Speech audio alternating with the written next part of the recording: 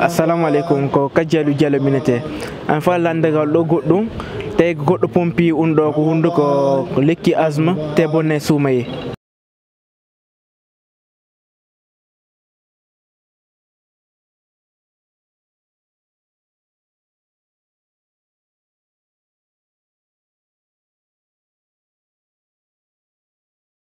Waleykum salam wa rahmatullahi. Haray ngal landal ɗo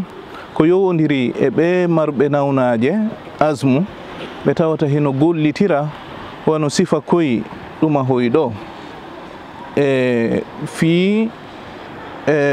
fofango maɓɓe ngon ɓay wonde haray fofango ngon kalay haray ko koyi ɗuma hoyɗo machine hoyɗo ko peuf mi anda ko honno ko wiyete tigi kono koyɗo boy hino gollitira koye woɓɓe kadi na sifa koyɗo tigi gollitirta haray noon karama ko ɓen ɗo hiɓe ari e yeddodirgol fi ɗum ɗo kono ɓe fof hiɓe fotti faydi si tawi ko hendu ndun tun woni e feƴƴude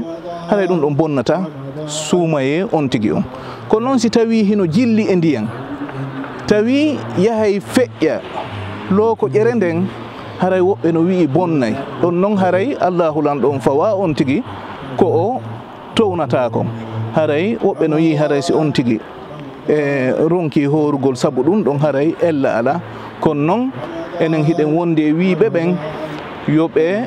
yo on tigi yo wakkilo hoora ko waɗi noon ɗum ɗon haray ko seeɗa si tawi honno gaz on o pompi kaldi hal ɗon haray ɗum ɗon na hunde noon haray koye on tigi hooru. Assalamu alaikum wa rahmatullah. Ramadan ari. Ramadan ari.